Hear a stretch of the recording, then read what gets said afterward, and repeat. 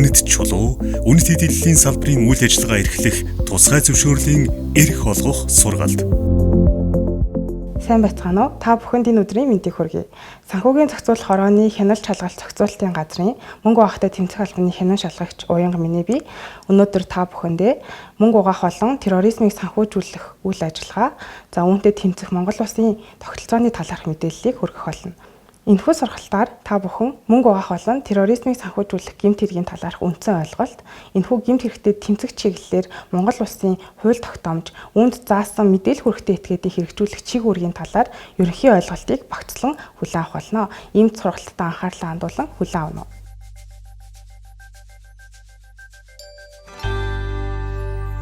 Мөнгө угаах болон терроризмыг санхүүжүүлэхтэй тэмцэх үйл ажиллагаа. Мөнгө угаах болон терроризмыг санхүүжүүлэхтэй тэмцэх тухай хуулиас. Мөнгө угаах гэмт хэрэг гэдэг нь гэмт хэрэг үйлдэж олсон хөрөнгө, мөнгө, орлого гэдгийг мэдсээр байж түүнийг авсан, эзэмшсэн, ашигласан, эсвэл түүний хууль бус их усүрийг нь нуун далдлах, гэмт хэрэг үйлдэхэд оролцсон аливаа этгээдэд хуулийн хариуцлагаас зайлсхийхэд туслах зорилгоор өөрчилсөн, шилжүүлсэн, эсвэл түүний бодит шин чанар, их үүсвэр, байршил, захиран зарцуулах арга, эзэмшигч, эд хөрөнгийн эрхийг нуун дадлсныг хэлнэ. Мөнгө угаах гэмт хэрэг нь дараах гэмт хэргүүд болон эдгээрээс бусад гэмт хэрэгээр дамжуулан их хэмжээний мөнгө олох үйс боломжтой ийм гэмт хэргийг үйлдээд хууль бус үйл ажиллагаанаас олсон орлогыг цэвэршүүлэх процессыг мөнгө угаах гэмт хэрэг гэж хэлнэ. Мөнгө угаах үе шат нь үндсэн 3 үе шатаар дамжина. Байршуулах үе шат, нуун дадлах үе шат, буцаан төвлөрүүлэх үе шат. Сүүлийн жилүүдэд санхүүгийн салбараас гадна санхүүгийн бус салбаруудад хууль бус хөрөнгийг байршуулах, нуун далдах кейсүүд олон улсад их гарч байгаа учраас та бүхэн энэ тал дээр анхааралтай байх шаардлагатай. Үнэт металлын салбарыг зохицуулах шаардлага яагаад үүссэн бэ? Алтны эрсдэл үүсгэгч шинж чанарууд бага хэлбэлзэлтэй тул хөрөнгө оруулалтын багцыг тэнцвэржүүлэх боломжтой. Нэрээ нууцлах, алтны гарал үүслийг нууцлах боломжтой. Валют руу хөрвөх чадвартай, бэлэн мөнгөний оронд ашиглаж болдог. Хэлбэр дүрсийг хувиргаж, хууль бусаар хэлээр нэвтрүүлэхэд хялбар. Зах зээлийн мөн чанар бэлэн мөнгнөөс ихээхэн хамааралтай. Үйлдвэрээс хамаарч үүсэх эрсдэл. Том, дунд хэмжээний уурхай. Авилгын гэмт хэрэгт өртөмхий, зохион байгуулалтын гэмт үйлглэл алтны үйлдвэрлэлийн сүлжээнд нэвтрэх эрсдэлтэй. Бичил уурхай. Бичил олборлолт нь дэлхийн уул уурхай нийлүүлэлтийн 12 орчим хувийг эзэлдэг. Бичил уурхайг зохицуулахад тулгардаг саад бэрхшээл, салбарт ороход хялбар байдал. Зохион байгуулалттай гэмт бүлэглэл. Мөн эдгээрээс гадна терроризмыг санхүүжүүлэхэд өртөж болзошгүй. Терроризмыг санхүүжүүлэх гэмт хэрэг. Террорист этгээд, террорист үйлдэл, үйл ажиллагаанд зарцуулагдахыг мэдсээр байж, шууд болон шууд бусаар эд хөрөнгө хуримтлуулсан, өөрчилсөн, шилжүүлсэн, зарцуулсныг хэлнэ. Энэ гэмт хэрэг нь мөн 3 үе шаттай: хөрөнгө босгох, хөрөнгийг шилжүүлэх, хөдөлгөх үе шат, хөрөнгийг хэрэглэх үе шат. Дээрх 2 гэмт хэргийн үндсэн ялгаа нь мөнгө угаах гэмт хэргийн хувьд хууль бус үйл ажиллагаанаас олсон орлого байхад терроризмыг санхүүжүүлэх гэмт хэргийг хууль ёсны болон хууль бус орлогоор санхүүжүүлэх боломжтой байдаг. Мөнгө угаах гэмт хэрэг нь ихэвчлэн том дүнтэй гүйлгээ яригдж байдаг бол терроризмыг санхүүжүүлэх нь хүсэл сонирхлоороо бага хэмжээний ч гэсэн мөнгө шилжүүлсэн бол терроризмыг санхүүжүүлэх гэмт хэрэгт холбогдох эрсдэлтэй. Мөнгө угаах терроризмыг санхүүжүүлэхтэй тэмцэх стандартыг тогтоох эрх бүхий байгууллага буюу санхүүгийн хориг арга хэмжээ авах байгууллага FAFT-ийн анх 1989 онд байгуулагдсан. Тус байгууллага нь зөвлөмжийг боловсруулдаг, хэрэгжилтэнд хяналт тавьдаг, дэргэдээ 9 бүсийн нийт 39 гишүүн байгууллагын нэгдэл бүхий байгууллага юм. Манай улс Аз номхон далайн бүсэд хамаардаг. Тус байгууллага нь стандарт тогтоогоос гадна улс орнуудыг үнэлээд хангалтгүй эсвэл зөвлөмжийг биелүүлээгүй тохиолдолд тухайн улсыг саарл жагсаалтанд оруулдаг. Улс орнууд дагаж мөрдөх үүрэгтэй эрх бүхий байгууллага юм. Мэдээлэх үүрэгтэй этгээд гэж хэн бэ? Манай улсын хуулинд мэдээлэх үүрэгтэй этгээдүүд гэж дараах оролцогчдыг хэлнэ. Үнэт металл, үнэт чулууны эсвэл тэдгээрээр хийсэн эдэллийн арилжаа эрхлэгч та бүхэн 20 сая төгрөгөөс дээш гүйлгээнд оролцсон бол хууль ёсны мэдээлэх үүрэгтэй этгээд болж байна гэж ойлгох хэрэгтэй. Мэдээлэх үүрэгтэй этгээд нь дараах үүргүүдийг хүлээнэ. Хамгийн ихэнд та мэдээлэх үүрэгтэй этгээд болсноор өөрийнхөө мөнгө угаах болон терроризмын санхүүжүүлэх эрсдлийг үнэлэх шаардлагатай. Өөрөөр хэлбэл танай байгууллага эсвэл таны эрхэлж байгаа үйл ажиллагааг ашиглан гэмт этгээдүүд яаж ашиг хонжоо олж болох вэ?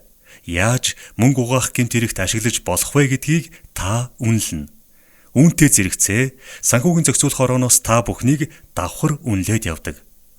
Үнэт металлын салбарын хувьд эрсдлийн үр нөлөө магадлалаар нь дараах байдлаар ангилсан байна. Онцлог салбар учраас дэд салбаруудаар хамгийн өндөр эрсдэлтэй хүмүүс маань дундын худалдан авагчид байдаг. Хоёр дахь зах зээл дээр алтны арилжаалагчид мөн адил эрсдэлд өртөх магадлал нь өндөр. Өртлөө гэж бодоход үүсэх үр нөлөө хор хохирол нь ч их юм. Харин нөгөө талаас үнэт эдэллийн үйлдвэрлэгчид энэ гинт хэрэгт өртөх магадлал багатай. Хор хохирол нь ч харьцангуй бага гэж үзэж болно. Мөнгө угаах терроризмыг санхүүжүүлэх эрсдлийг та бүхэн дараах хүчин зүйлсийн дагуу үнэлэх шаардлагатай. Газар зүйн, харилцагчийн, бүтээгдэхүүний болон тэдгээрээр хүргэх сувгийн эрсдэл. Газар зүйн эрсдэл гэдэг нь танай байгууллагын үйл ажиллагаа явуулж байгаа байршил. Харилцагчийн эрсдэл гэдэг бол үйлчилгээ үзүүлж байгаа этгээдээс үүдэх эрсдэл юм. Тухайлбал таны харилцагч хэн бэ? Улс төрийн нөлөө бүхий эсвэл хууль ёсны оршин суугч бус этгээд бол эрсдэл нэмэгдэх хүчин зүйл болно. Санхүүгийн зохицуулах хороо та бүхний эрсдлийг зайны хяналтын хүрээнд хагас жил тутамд үнэлдэг. 1-р сарын 1-ээс 1-р сарын 20-ны хооронд, 7-р сарын 1-ээс 7-р сарын 10-ны хооронд зайны хяналтаар үнэлнэ. Санхүүгийн зохицуулах хорооны FRC.mn вебсайт руу орохоор мөнгө угаахтай тэмцэх гэсэн хэсэг байдаг. Уг цэс рүү орсноор эрсдлийн үнэлгээ гэсэн дэд цэс гарч ирэх бөгөөд улмаар үнэт металл, үнэт чулуу, эсвэл тэдгээрээр хийсэн эдэллийн арилжаа эрхлэгч гэсэн хэсэг рүү орохоор Excel файл татагдана.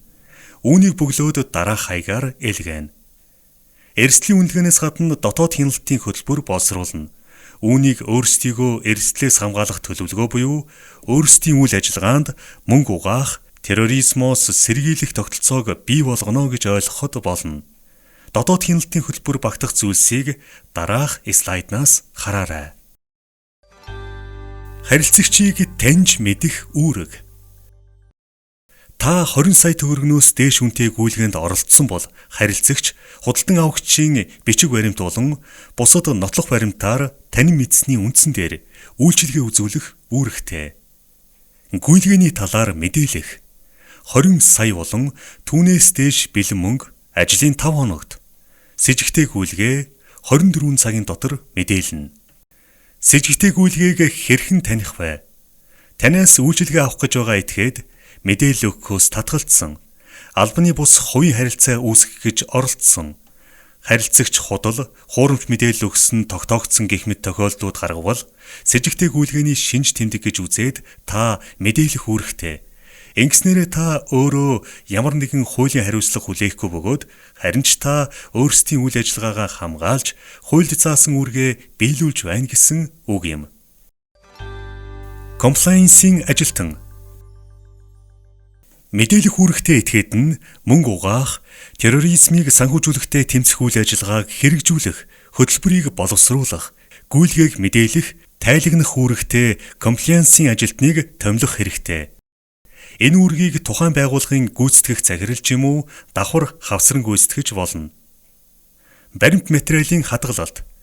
Тухайн үйлчилгээ үзүүлсэн харилцагчийн мэдээллийг баримтжуулах, 5 жилийн хугацаанд хадгалах үүрэгтэй. Яагаад хадгалах хэрэгтэй вэ?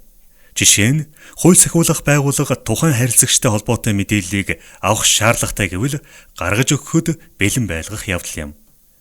Энэхүү хичээлдэр дурддагдсан үүргийг хэрэгжүүлээгүй бол зөрчлийн тухай хууль болон мөнгө угаах, терроризмыг санхүүжүүлэхтэй тэмцэх хуулиар дараах санкцийг оруулж өгсөн байдаг. Үүнд хуульд заасан өндөр эрсдэлтэй харилцагчийг таньж мэдээгүй бол хувь хүнийг 3,000 нэгж, хуулийн этгээдийг 30,000 нэгжээр торгоно.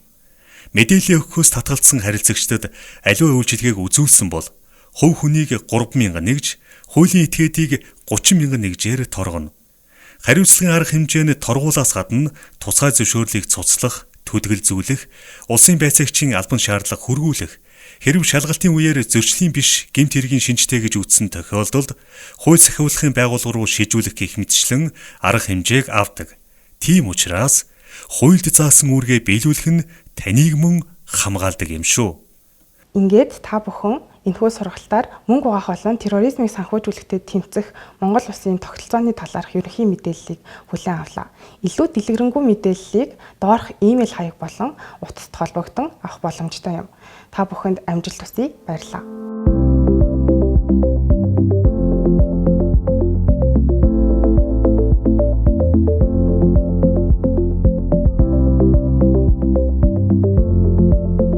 Үнэт металл, үнэт чулуу, үнэт эдэллийн салбарын үйл ажиллагаа эрхлэх тусгай зөвшөөрлийн эрх олгох сургалт.